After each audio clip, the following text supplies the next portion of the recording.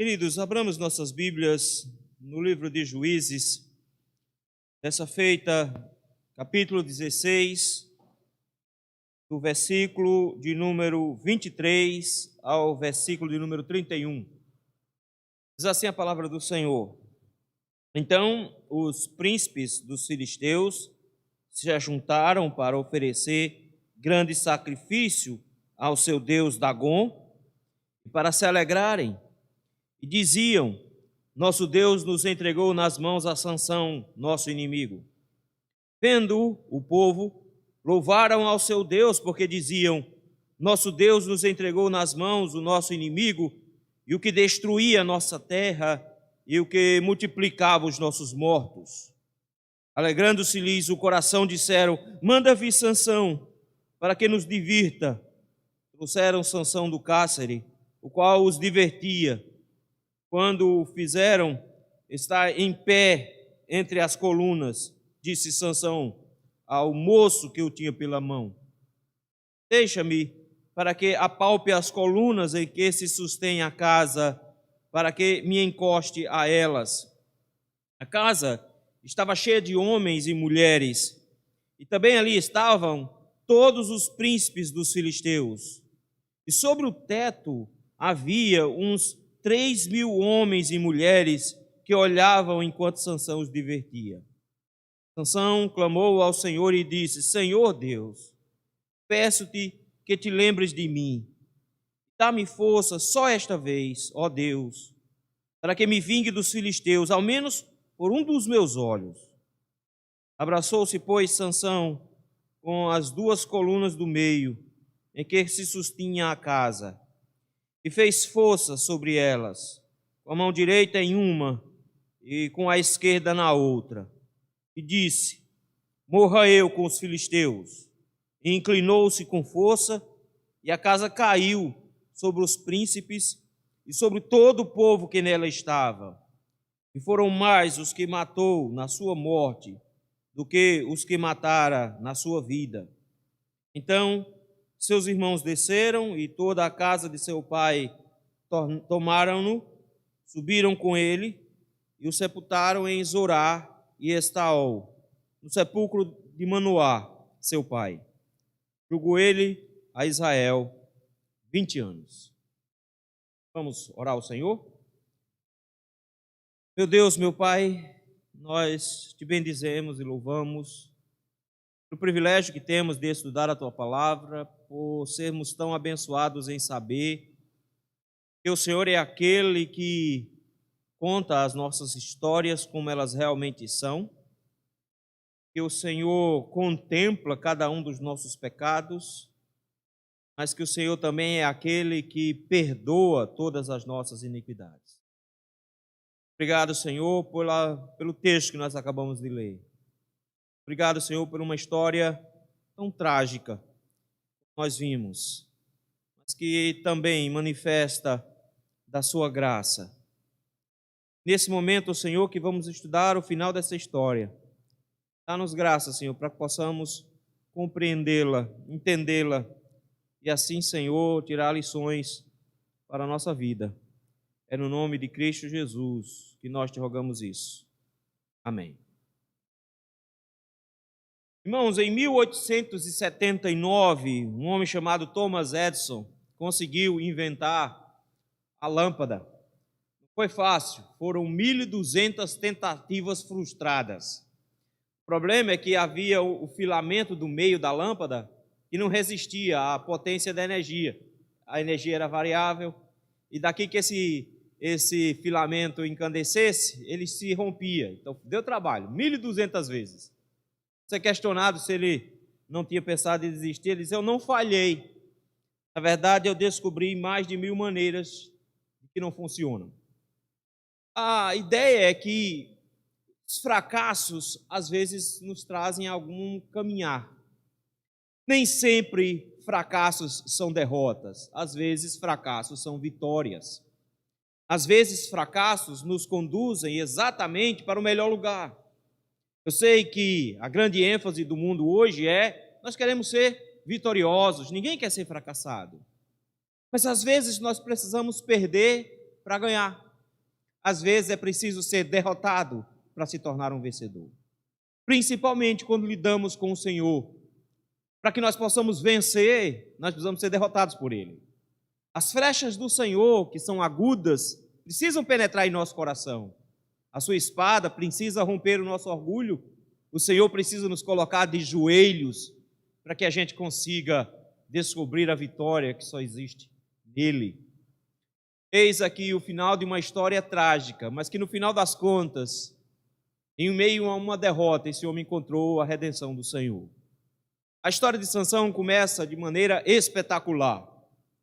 Tudo em Sansão aponta para Jesus antes do seu nascimento. Ele tem o seu nascimento anunciado por um anjo. Ele é consagrado desde o ventre da sua mãe.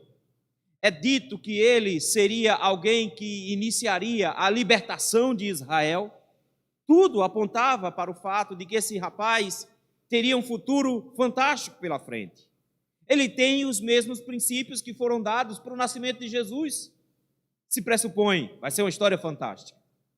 E talvez porque ele tem essas características meio do super-herói, a gente fica olhando para ele como um super-herói, mas todas as vitórias de Sansão foram declarações de derrota. Na verdade, ele começa a sua história sempre rompendo com os laços que tinha com o Senhor e se enfiando em pecados. Primeiro, se apaixonando por uma moça na cidade de Tímina. Nem sabia quem era. Descobriu quem era quando foi noivar com ela. Foi que conseguiu conversar com ela. Só achou ela bonita. Arranjou um casamento que foi uma desgraça. No final das contas, a moça morreu de todo jeito. Findaram matando a moça com o pai dela queimados. Que situação difícil. Sansão, nesse meio do caminho, rompeu com todos os laços que ele tinha do nazirato. Ele tocou em cadáver pelo menos 2 vezes.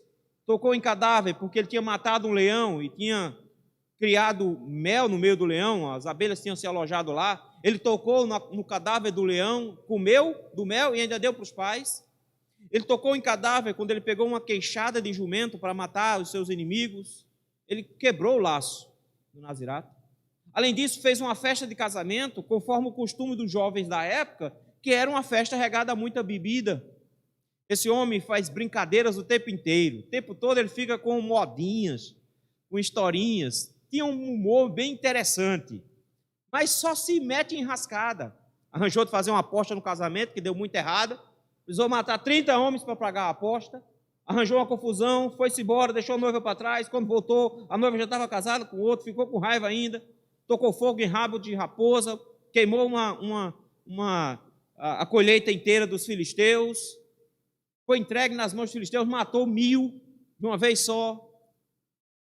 Logo em seguida, sua paixão leva para uma cidade, e nessa cidade encontra uma prostituta, aqui no capítulo de número 16, na cidade de Gaza, se deita com ela. Eles se preparam para prendê-lo. Ele arrasta uma porta imensa da entrada da cidade, com cachio e tudo, arrasta por quilômetros em cima de uma ladeira, deixa lá em cima na montanha, deixou a cidade desguarnecida.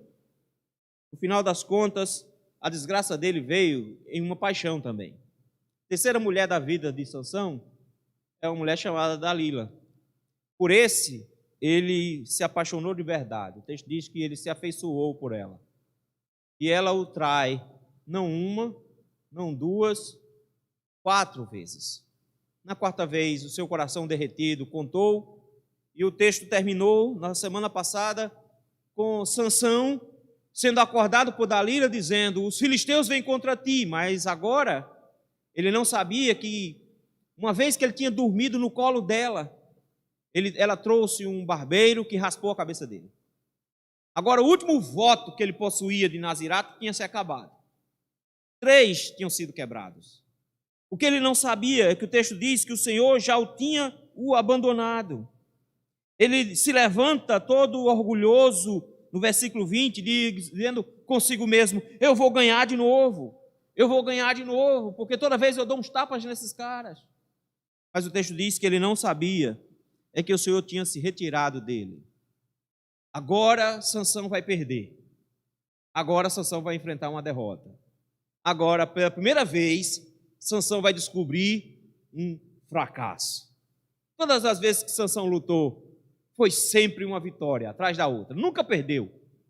Agora Sansão, pela primeira vez, agarraram ele, amarraram Sansão. Já de cara o invalidaram. O texto nos diz que furaram os 2 olhos dele, vazaram os olhos. Ele agora estava completamente cego. Então, os filisteus entenderam que ele estava completamente inválido agora, porque o que é um touro bravo e forte, cego? Você não tem força para acertar, para olhar, ver o queixo do camarada, você não vai ter força para acertar o queixo dele. Eles pensaram, agora acabou. Mas a graça do Senhor se manifesta na vida de Sansão justamente em meio a um fracasso, em meio à derrota. E a partir de agora, derrota e graça se misturam nesse final de história. Primeiramente, a graça em meio à derrota, ainda no versículo número 22.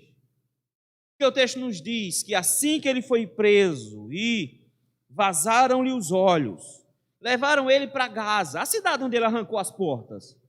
Levaram ele para lá. Colocaram cadeias de bronze nas mãos dele e o faziam virar um moinho, trabalho que era típico de um animal ou de uma mulher. O texto nos diz, versículo 22, e o cabelo de sua cabeça, logo após ser rapado, começou a crescer de novo.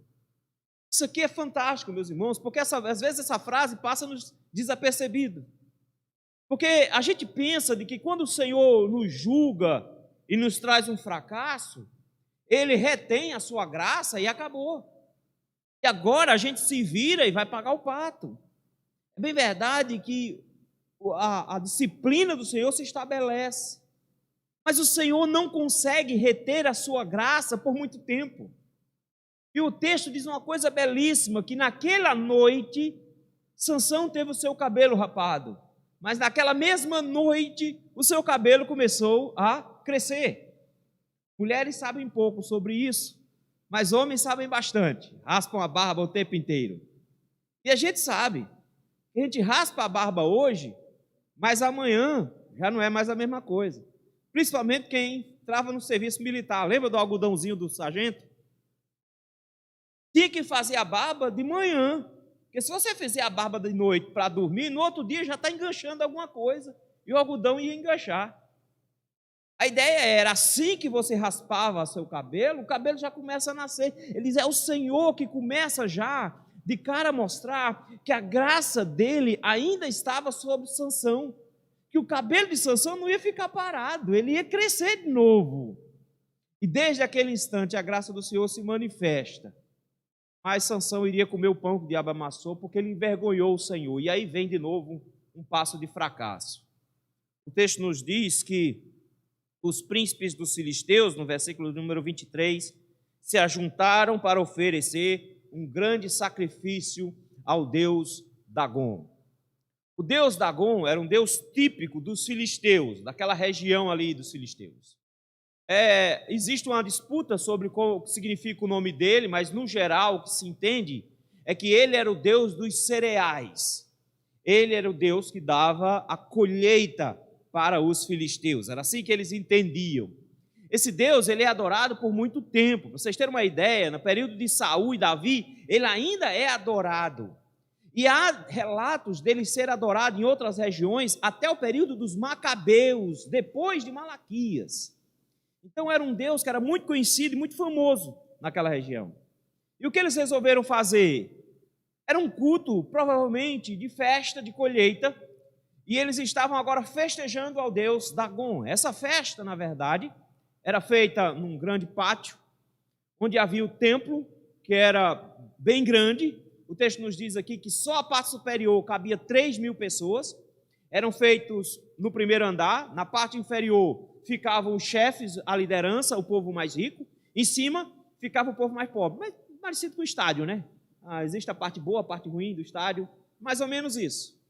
E ali estava, como se fosse um estádio, esse templo.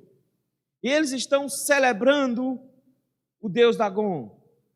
De repente, queridos, nós vamos ver que Sansão, que deveria ser aquele que glorificaria o nome do Senhor, foi ele o motivo de vergonha para o nome do Senhor no meio dos filisteus. Quando o povo de Deus vive uma vida sem consagração, quando o povo de Deus vive uma vida brincando com o pecado, quando o povo de Deus vive uma vida quebrando os seus votos para com o Senhor, ao invés do Senhor ser glorificado em meio aos ímpios, os ímpios glorificam seus deuses por causa do povo de Deus. E é justamente isso que acontece. Vamos prestar atenção na leitura. 2 versículos são usados para dizer isso. Veja aí, versículo 22. Eles se juntaram para fazer sacrifício a Dagon, o grande sacrifício, e alegrarem-se e diziam, olha o que eles diziam: nosso Deus nos entregou nas mãos a Sansão, nosso inimigo. O que eles não sabiam é que quem entregou Sansão nas mãos deles foi o próprio Deus de Sansão. Eles não entenderam isso, porque o texto nos diz que o Senhor tinha se retirado de Sansão no versículo 20. Então não foi Dagon que entregou, foi Deus que entregou. Mas eu quero que vocês notem que quando o povo de Deus não se porta de forma adequada, o fracasso do povo de Deus leva os ídolos a serem glorificados e Deus ser rebaixado. E eles repetem isso de forma mais expandida no versículo 24. De novo, vendo o povo, louvaram ao seu Deus, porque diziam: o nosso Deus nos entregou nas mãos o nosso inimigo. E para você não ter dúvida que eles estão glorificando a Dagon por causa disso, eles dizem assim: esse que destruía a nossa terra e que multiplicava os nossos mortos.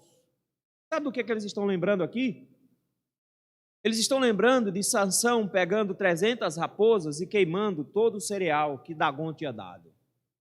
Eles estão dizendo: Dagon se vingou. Dagon é o cara. Porque a prova de que um Deus é verdadeiro quando um Deus se vinga. E Dagon pegou aquele que queimou a colheita que ele deu. E nos entregou agora esse camarada para a gente fazer brincadeira com ele. Esses homens aqui estão glorificando a Dagon por causa da vida torta de Sansão. E o texto nos diz que eles estão fazendo isso à sua moda. Muita bebida, muita festa. Era assim que eles faziam. Bebiam até se acabar, comiam e faziam festa. E aí, quando a cachaça fala mais alto, todo mundo pensa em arranjar um jeito de fazer a festa ficar mais animada. E eles tiveram uma excelente ideia. Eles estavam comemorando, sacrificando a Dagon, porque Dagon tinha entregado o inimigo mais forte, que agora não era o inimigo da região de Zorá, como começou. Mas não, ele já tinha passado por Gaza, já tinham feito inimigos por tudo quanto é canto, só conseguiram vencer porque 5 príncipes se juntaram para dar uma fortuna a Dalila para conseguir derrubá-lo. Então era a nação inteira dos filisteus que tinham se juntado. Eles agora estavam nessa grande festa, todo mundo bebendo e festejando, e pensaram: vamos agora nos divertir melhor, vamos melhorar a festa. Versículo número 25. Alegrando-se-lhes o coração, ou seja, estavam para lá de Bagdá, estava bem animado o negócio. E bêbado não costuma tomar boas decisões, essa foi uma. Eles disseram: vamos fazer o seguinte, fazer Sansão, porque o que é se alegrar por uma vitória sem ver o cara derrotado? Então qual é a ideia? Vamos trazer o valentão, o fortão, o cara que mata 1000 com uma queixada de jumento, vamos botar ele aqui no meio e vamos fazer festa com ele. A gente não sabe quanto tempo passou entre o versículo de número 22 e esse versículo de número 25. Ao que tudo indica, passaram-se alguns meses. O cabelo de Sansão já tinha crescido, pelo menos mais um pouco, já que já começou a crescer no mesmo dia que foi cortado. Eu quero que vocês notem que essa não é a questão. É como é que está Sansão agora, degustando a sua primeira derrota. Como está Sansão agora, experimentando o fracasso pela primeira vez? Eles estão felizes e dizem: vamos mandar vir Sansão, olha a expressão aí, para que nos divirta. E essa expressão aparece outra vez. E trouxeram Sansão do cárcere, o qual os divertia. como é que ele divertia? A gente não sabe. A gente não sabe o que era que Sansão estava fazendo. Eles provavelmente ficavam empurrando Sansão, xingando, fazendo alguma coisa com isso para demonstrar que o grande homem forte não tinha mais força nenhuma. É cego. É cego. E como um ceguinho não faz mais nada. Era isso que eles faziam. Eles estavam humilhando Sansão, mostrando que a força grandiosa de Sansão não era mais assustadora. Eles que tinham ficado trancados por dias num quarto com medo de atacar, até que Dalila deu o toque que agora dessa vez ia funcionar, agora eles estavam fazendo chacota, porque ninguém tinha mais medo de Sansão. Mais ou menos brincando, quem tem medo do lobo mau? Agora ninguém tem mais. Sansão caiu. Mas, queridos, eu quero que vocês notem o tamanho de humilhação que Sansão, pelo qual Sansão está passando. Versículo 26 diz que Sansão estava sendo conduzido por um poço. Não é mais o mesmo Sansão. Não é mais o mesmo Sansão. O Sansão de antes disse para os homens de Judá: me amarre e me leve. E o texto diz que ele corta as cadeias, as cordas, como pavio podre. Não é mais aquele Sansão que diz: dessa vez eu vou me livrar de novo. Arrogante, prepotente, sabendo que é muito forte e que confia plenamente na sua força. Não. Agora nós temos um Sansão que é levado pelo braço por um rapaz, garoto. É isso que ele está fazendo. É um inválido sendo levado de um lado para o outro. Esse é o exemplo de um homem que, em meio ao seu pecado, vivenciou um fracasso tão grande, gerou nele humildade. Sansão agora não é mais aquele homem arrogante, prepotente de antes. Ele não tem mais olhos para ver. O terrível é que os olhos sempre foram o fracasso de Sansão. Ele viu a moça em Tímina, enlouqueceu por ela. Ele viu mel na cabeça do animal, tirou. Ele viu Dalila e enlouqueceu por ela. Ele vê e ele deseja, agora ele não vê mais. Ele não tem mais o prazer da visão. Ele é conduzido pela mão por um jovem. Mas o que tudo indica, Sansão já tinha visto esse templo antes. Ele já tinha passado por Gaza, está lembrado? Ele já tinha arrancado as portas da cidade. Então ele provavelmente já tinha visto o templo. Um negócio desse tamanho, cabia mais de 3.000 pessoas. É impossível não olhar. Ele provavelmente já tinha visto. E, na verdade, o templo inteiro ele funcionava muito parecido com uma barraca. O centro dele era o que sustentava o prédio inteiro. As colunas centrais sustentavam toda a estrutura. Ele sabia disso. Então, faz um pedido interessante. Ele diz para o jovem que ele precisa descansar um pouquinho. Versículo número 25 diz que eles o fizeram ficar em pé entre as colunas do templo. E ele então diz para o jovem, no versículo 26, deixa eu encostar nelas. Eu sou um cego, inválido. Lembra que Sansão tem muito dessas estratégias. Sou um cego inválido.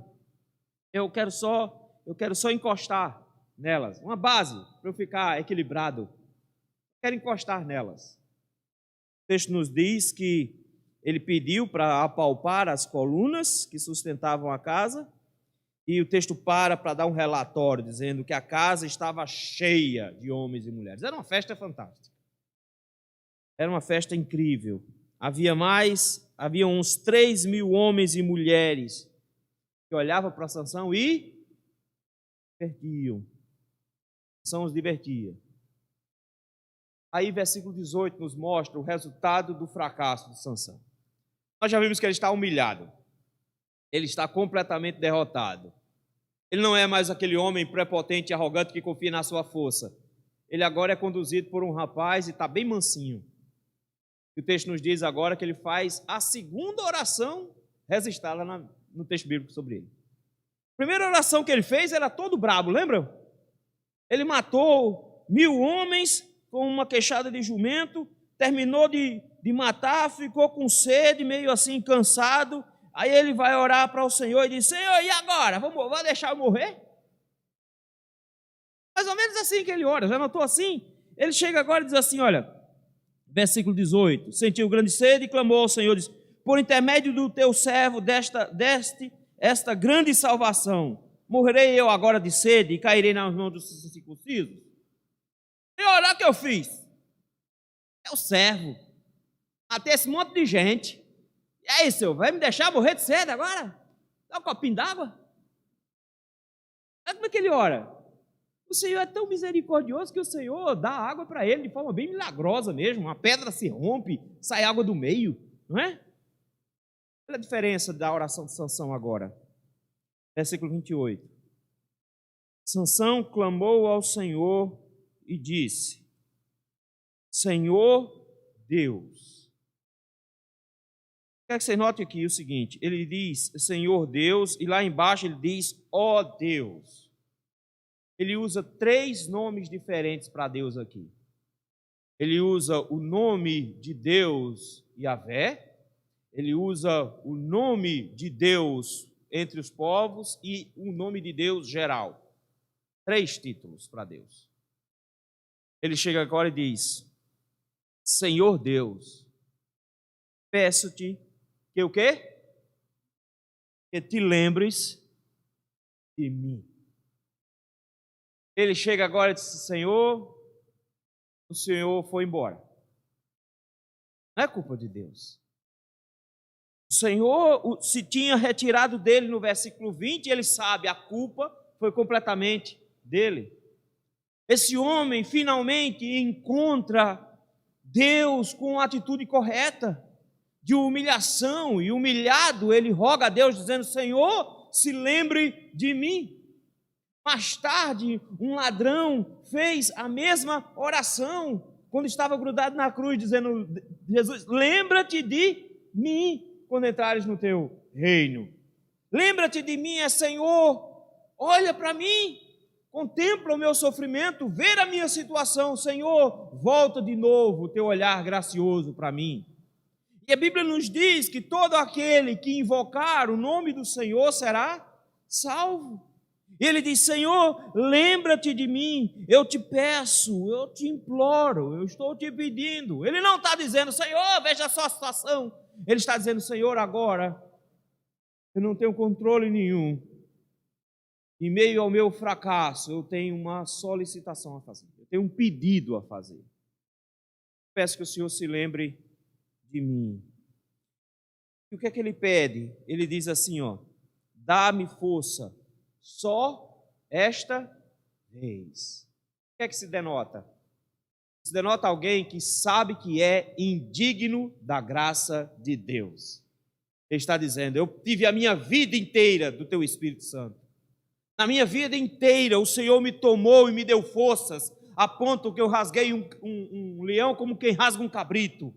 O Senhor me deu forças e eu matei 1.000 homens com uma queixada de jumento. O Senhor me deu forças e eu atirei fogo e acabei com a colheita inteira. O Senhor me deu forças, o tempo todo o Senhor me deu força, o Senhor esteve comigo, mas o que eu sei agora é que eu não sou digno. Eu não sou digno. Isso é uma confissão de que ele não merece a ação de Deus na vida dele. E ele então diz: Senhor, eu te peço, me dê força só mais essa vez, ó Deus, para que eu me vingue dos filisteus.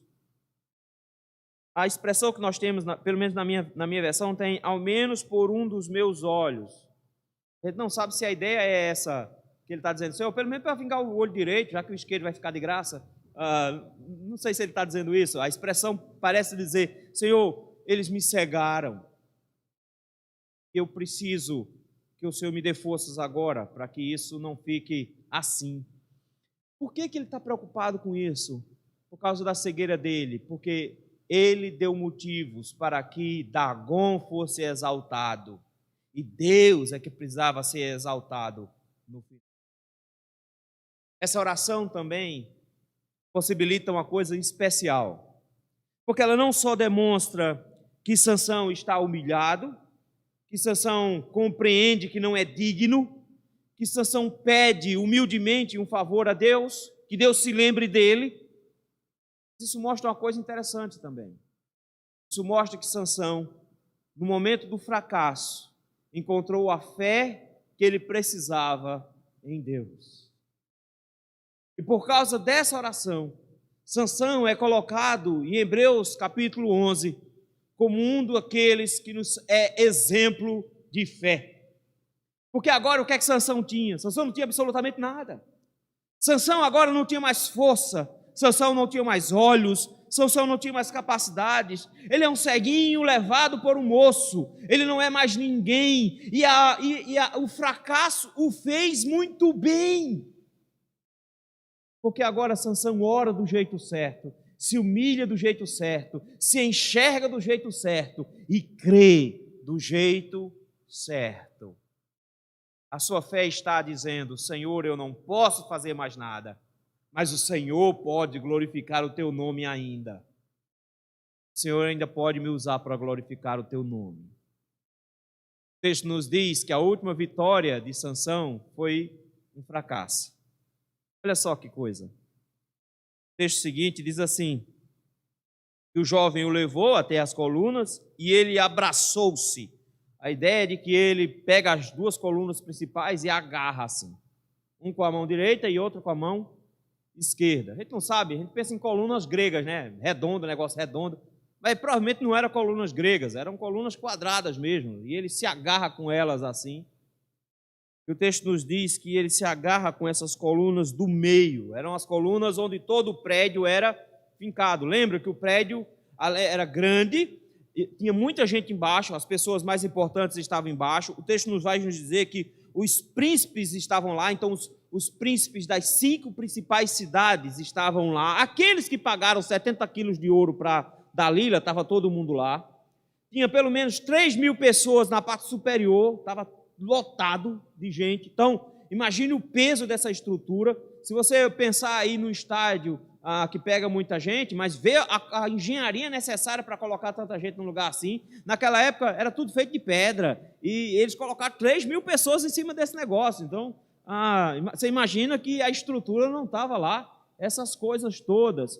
E o texto nos diz assim que ele pede, se agarra a essas colunas do meio em que sustentava a casa, e o texto faz assim: e ele fez força sobre ela, com a mão direita numa e com a mão esquerda na outra, e gritou: morra eu com os filisteus. Morra eu com os filisteus. Esse brado dele é o brado de alguém que sabe que Deus o ouviu. Já notou isso? Ele não fez assim, tipo um teste: deixa eu empurrar aqui para ver se eu ainda tenho força. Ele não tem nenhuma prova de teste aqui. Ele não fez, deixa eu ver se eu ainda tenho força. Não, ele se abraça com as colunas e ele crê que ele tem a força de volta. Ele crê na misericórdia de Deus. Ele crê no perdão de Deus. Ele crê na graça de Deus. Ele crê que depois de toda aquela bagaceira que ele fez, que o levou inclusive a perder a força, pode ser apagada e perdoada, e Deus pode devolver a ele a força, pelo menos mais essa vez. Ele se agarra com as colunas e diz: morra eu com os filisteus, e o texto nos diz que naquele momento ele se inclinou com força, a casa caiu sobre os príncipes e sobre todo o povo que nela estava. O prédio inteiro veio abaixo, porque aquela era a coluna principal. Quando ela ruiu, o prédio inteiro implodiu. E todo mundo que estava dentro do prédio foi implodido junto. Muitos morreram esmagados pelas paredes de pedras. Outros morreram pisoteados com o alvoroço tentando sair. O texto não se preocupa em dizer quantas pessoas morreram. Só diz assim: morreu mais gente nesse dia do que Sansão tinha matado na vida toda. Qual é a conta que a gente faz? Matou uns 30 logo no começo, não é isso? Depois matou 1.000 com a queixada. No mínimo aí tinha uns 1.030, 1.050 a mais, para cima. Mas como o texto faz questão de dizer que tinham 3.000, então a conta aí é bem maior. Morreu muita gente nesse dia. E aí então o texto nos diz que nesse dia, a última vitória de Sansão foi também a sua derrota. Porque nesse dia ele também morreu. Morreu junto com os seus inimigos. Mas ele não foi humilhado no final. Olha a prova da graça de Deus aí. O texto diz que ele, uma vez morto, versículo 31, seus irmãos desceram, vieram lá de Zorá, desceram toda a casa de seu pai. Mas notou que o texto não diz que os pais dele descem? O texto não diz que o pai dele veio. A família dele já tinha morrido, os pais não viram isso. Os pais não viram o final da vida de Sansão. O pai dele já tinha falecido. Mas ele foi honrado, porque os parentes deles vieram. Eles podiam ter deixado ele lá. Mas não, eles vieram, resgataram o corpo, subiram com ele, sepultaram entre Zorá e Estaol, no sepulcro de Manoá, seu pai. Isso aqui era uma honra divina, ser sepultado no sepulcro dos pais era uma honra, era Deus dizendo, eu concordei com a sua vida, no final das contas. O texto termina dizendo que ele julgou a Israel 20 anos. O texto já tinha dito isso. O texto já tinha encerrado lá atrás, no versículo número 20, do capítulo anterior, dizendo que ele tinha julgado por 20 anos. O texto repete para dizer, foram 20 anos de bagunça e uma redenção no último minuto. As vitórias de Sansão sempre tiveram sabor de fracasso. Mas o fracasso de Sansão, finalmente, teve um gosto de vitória. Teve um gosto de vitória. Queridos, o texto nos mostra a vida de um homem que tinha tudo para dar certo, mas que fez tudo errado. É impressionante porque ele aponta para Cristo, mesmo assim, só que ao contrário, já notaram? Que ele é aquele que sucumbe a toda a cobiça dos olhos. Cristo é aquele que passa toda a sua vida e em momento algum peca. Ele é aquele que não aguenta ver prazeres na sua frente, que sucumbe diante dos prazeres. Cristo é aquele que depois de 40 dias de fome se recusa a transformar a pedra em pão. Ele é aquele que morre junto com seus inimigos, praguejando contra eles e dizendo, morra eu e morra eles, eu quero vingança contra eles. Cristo é aquele que morre entre os seus inimigos, dizendo, Pai, perdoa-lhes, eles não sabem o que fazem. Ele é um oposto perfeito do que Cristo foi. Para nos mostrar, meus irmãos, que o começo da libertação era por graça, porque o final da libertação em Cristo seria plenamente por graça.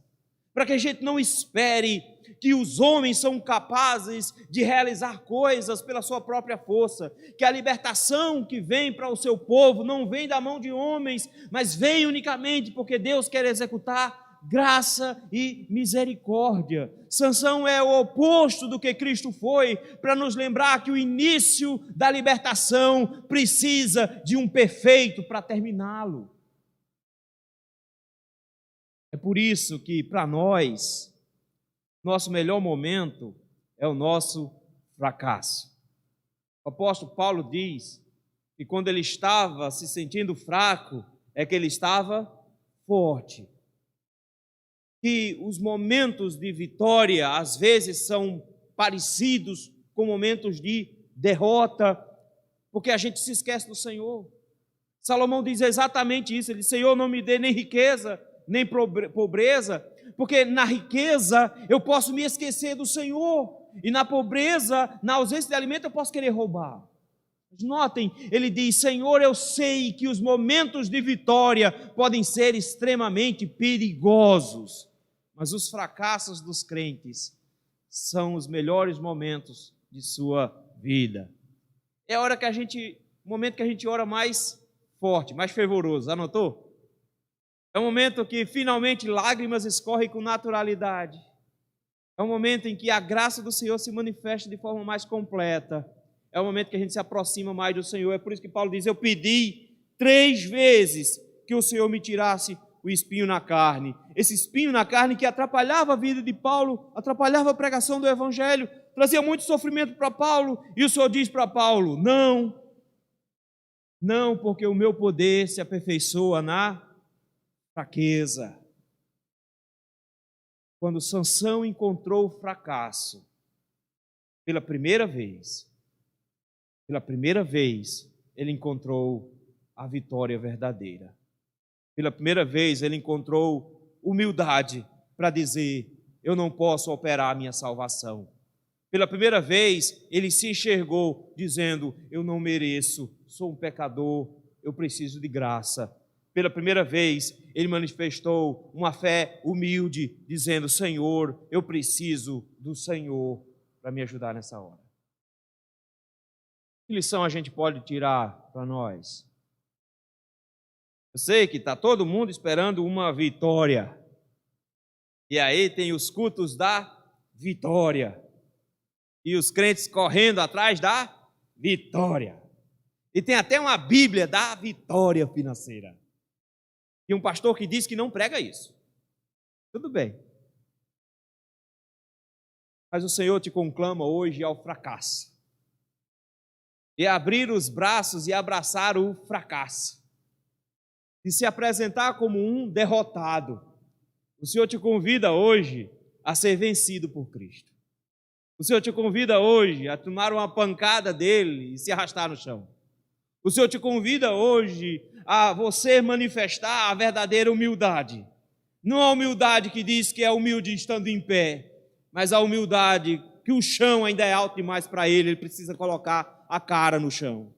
A humildade que vem do reconhecimento de que nós não somos absolutamente nada e que não podemos operar em nossa vida absolutamente nada para a nossa própria salvação. A necessidade de exercitar a fé exatamente no pedido de misericórdia, de clamar a Deus e dizendo: tem compaixão de mim. Mas, queridos, enquanto nós mantivermos uma postura vitoriosa, nós não buscaremos ao Senhor de forma devida, mas quando nós calamos os nossos pecados e os nossos ossos envelhecem e nós tornamos nossas noites em plenos gemidos, em meio a esse fracasso, é o melhor dia para nós encontrarmos a vitória em Cristo. Porque aí nós vamos descobrir que Cristo, na cruz do Calvário, quando todos viam um grande fracasso, inclusive o Papa, nós vemos a maior de todas as vitórias, que nosso pecado está lá crucificado nele, e nós encontramos a vitória final, a salvação final nele. Não tenha medo de fracasso, não tenha medo de sofrimento, não tenha medo de dias difíceis. Fracassos é a melhor coisa que pode acontecer para um crente. Às vezes, uma vida inteira de vitórias é sinônimo de uma vida inteira fracassada, de arrogância, de prepotência, de descuido com o Senhor, de falta de fé, de falta de humildade. A gente precisa que o Senhor nos derrote, coloque-nos em pleno fracasso, para que a gente encontre a vitória de Cristo. Então não se assuste, mas que o Senhor faça de todos nós um grande fracasso, para que a gente encontre o único vitorioso. Orar? Meu Deus, meu Pai, muito obrigado, Senhor.